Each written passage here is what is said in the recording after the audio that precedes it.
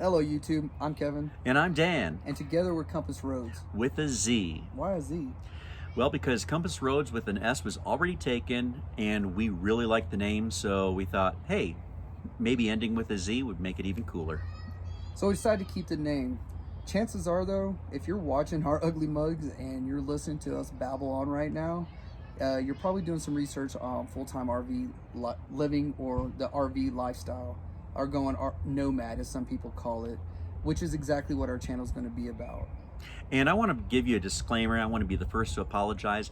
This is our very first video ever, so we are nervous. We're going to make a lot of mistakes, and we are videoing in public, so there's a lot of distractions, wind, noises, nature, stuff like that. So we promise we're going to get better. We're going to do some video editing, learn how to edit a little bit better. So please don't judge us on this very first video. Yeah, a lot of the YouTubers that we actually watch, I've reached out to them and we've asked them how they get over it, and there's like, you just jump into it and you can't even worry about what your first video is going to be like. So that's where we're at right now. So to give you a little bit of background, I retired out of the Air Force after 21 years. And I retired after 28 years. And we've been living full-time in a RV since November of 2017. Our first RV was a Class A that we did some renovations in, which I don't really want to ever do again. We don't really have any video of that. There is a few pictures that we may, put up here and there. Once again, we're novice at this YouTube thing, so I don't even know where to pin those at. We may put them at the end of the video. I'm not sure. But if you've ever watched any renovations of RVs on YouTube, everything they say is absolutely 100% correct. The painting is probably the worst thing. It just, it looks good afterwards. I really love the way that our Class A, it was a 2000 Fleetwood Southwind, and we called her Southwind Sally. But living in that was a little cumbersome because there was only 2 slides and it was very narrow. There was some good aspects of that Class A. One being when you go down the road, or you can have all slides in and still have functionality of everything in there, and that was a good thing, and that was one of the main reasons we had bought it. But it was still cumbersome. And we really liked that floor plan, and that was our experimental RV because we didn't know if we were going to like the RV life or not.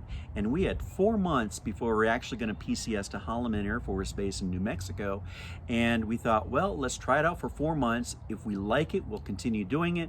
If we don't, no worries. It was only 4 months. We still have all our property that we could go ahead and send in New Mexico, and we can get a sticks and bricks house if necessary. Well, let's rewind a little bit though. What got us into even looking at the RV lifestyle?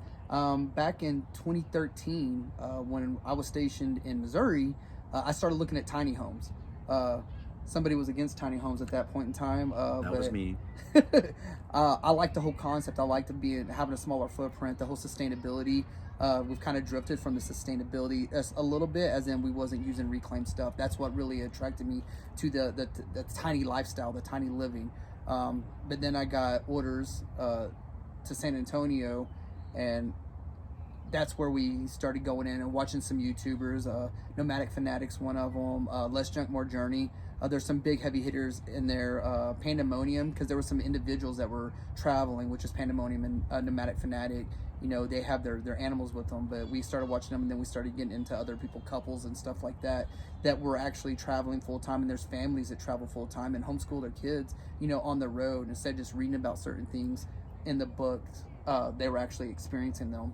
And I knew that I wanted to travel, and I knew one of the problems that I had is after 28 years of service, it seemed like every time I PCS, I'd accumulate more and more stuff, and I would have to rent a larger and larger house after every move to accommodate all the stuff.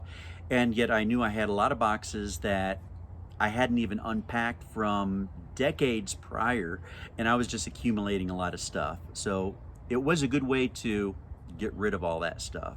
Yeah, we did have a 2-car garage and the two of the last houses that we had, and not one car got to fit in there because it was just housing stuff. In order to do this lifestyle, to get us started, we actually sold a lot of things, and I helped finance. It didn't help us buy the first RV. It helped us do some of the maintenance things that we needed to get done, help renovate it and stuff. But I like what you said about the PCS thing, so let's rewind back to that a little. Let's touch on that a little bit. Being in the military, PCSing, you're almost kind of like a nomad, but with your family. If you have a family or if you're single, you're, every 3 years sometimes it's like you're picking up and you're going to new places and you're you're introduced to new things. So being in the military, you're kind of accustomed to doing that. You're used to it. And I never thought I would miss that part of the Air Force, because it's like, oh, your stuff sometimes gets broken, this, that, or the other. But the people were always cool. That's what I miss the most, is the people. But there was always these new experiences you got to experience and see, these new places, these things, and new people to meet. And the RV lifestyle is no different, because just like the people of being in the Air Force or in the military in general, they're quick to help you out. The RV community is the same way. Just now, someone came over and needed to borrow a can opener. So, we had to pause our video and restart it again because we didn't want it to be such a hiccup. But yeah, and we gladly have done that. We've helped people back in. They've helped us back in, especially when you're first starting out. And one of the similarities between RV life and the military is when you PCS, maybe you don't like where you're stationed at. What's nice about PCSing is you get to go to a new place. So you overcome the challenges of leaving everybody behind, all your friends and whatever family you created while you were there, going to a new place. And that's the same thing with RV lifestyle, is anytime you get sick of it, you can always leave. So yeah, you can always leave. If you have neighbors that you don't really like, you just hook up your house and you tow it to a new place. So what brought us to Colorado Springs, which is where we're at right now? How did we get from November 2017 living in a Class A to July 2020 living in a fifth wheel? How did we get there? Well, one of them was I eventually got orders from San Antonio and went to New Mexico. And we needed more space because we were living statically at that time, and I had at least 2 years there. I had to sign a commitment to at least sign for another 2 years, and at that time I could have went on and done more time, or I could have left. And knowing that we did want a little bit more space, we didn't want a house, but we wanted a little bit more space, so we decided to get the Class A. And then I deployed last summer, decided then that I was pretty much done with being gone all the time and having to subject myself to certain things. So I decided to go ahead and retire. So I retired and started terminal leave in February, which is what actually started our travel adventure. Instead of just being full-time RV living, we are now RV living full-time and traveling. And it's been quite an adventure so far of what we've done, and what obstacles we've had to overcome since we started the traveling aspect of it. And we've seen a lot since we left. We left February of 26 of 2020, and it was just before the COVID restrictions happened. So we weren't prepared for that. We were planning on going like from month to month at different places, exploring originally fam camps, because that was a very budget-friendly way of traveling. You get the best rates. And so our first spot was in Oklahoma City at Tinker Air Force Base. Actually, no, it wasn't our first spot, because we used the Elks Lodge in Amarillo. That was our first. We drove 8 hours to get there, Right. and we actually boondocked. We can't even say we boondocked because we did have power there, and we stayed there one night. So that's another way, budget-friendly way if you're an Elks member. And we're going to share a lot of these budget places that we find, if you're traveling, because you don't have to stay at commercial RV parks that you see, because those are expensive, anywhere between 40 to I've heard of even over $100 a night. We're not going to stay at a place over $100 a night, that's for sure. And anybody that's retired from the military or is retired, I mean, you have to have a budget. There is a budget, and you have to stick with it. So thanks to some of the RV channels or the full-time RV channels that we've been watching, one of which is You, Me, and the RV, because we got a lot of our inspiration from them and the spots that they go to, and they were spot on with the Corps of Engineers spots, and we're going to touch base on that in future videos on why we like them so much as well, those campgrounds. And we're going to keep track of our expenses where we go and kind of share that information with you as well, because we like to find free things that we can do at our locations. We definitely want to share that with you, so it gives you kind of motivation to know that you can go out and travel and not break the bank. If we do some things that require admission, we'll share that information with you as well. So where does that leave us at from where we're at right now? What are we going to do now that we are in Colorado Springs? Well, Now that we're here, there's so much to do. We're going to be here for 3 weeks, and we checked out the Garden of the Gods this morning. We tried filming there, but we had some serious problems with that. We're going to share that information with you if you want.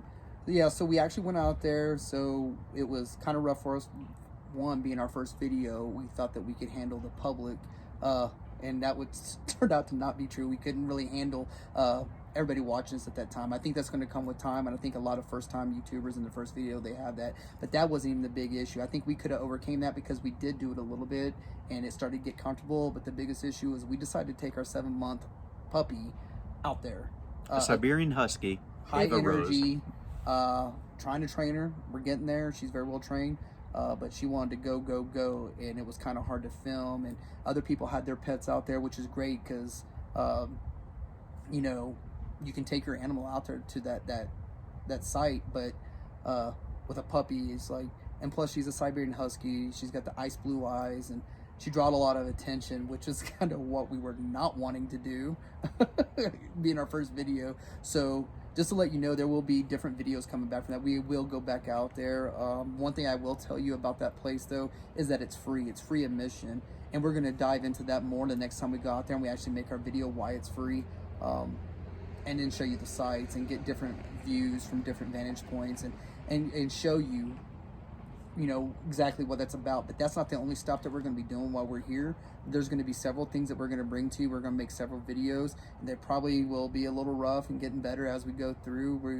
We'll use the one GoPro we have in our phones, because right now we don't have all the different equipment to make it super sharp. But we're going to get there. We're going to try to get there, and that's where you all come into play with that.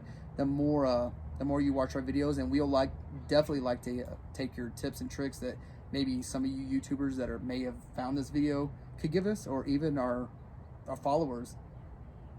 And in case anybody has any questions about it, we are not being monetized. So just know that right now. We will let you know if we ever get to a point where we can be monetized, but right now this is our first video, and for the first few months we aren't going to be able to get to that status, so you don't have to worry about that. This is just pure videos that we're putting up there. And we didn't mention exactly where we're staying. We said we're in Colorado Springs, but we're actually camping at the FAM camp right here on the Air Force Academy, which is beautiful. So we're going to take a lot of footage of what we can here on base. Just note that because it is a military installation that we can't film everything, nor will we want to. We definitely don't want to put our brothers and sisters in arms and any type of danger where their adversaries could actually take, you know, advantage or exploit what we've put out there. So we definitely don't want to do that. But we'll get with the base visitor center and find out what's legal to videotape and what's not. Absolutely. So once again, you know, we are Compass Roadz. We appreciate you coming along and watching this video. This will be our first video, so this is the one that's going to make us go public. After that, just stay tuned. We'll bring more videos, and don't forget to like our Facebook page, because we'll actually have information on there as well as we go through. So we're going to have the YouTube channel and the Facebook page, so you can keep in contact with what it is we're doing, because we may not always hit everything up on YouTube. We'll try our best. Once again, like I said, we're new, so.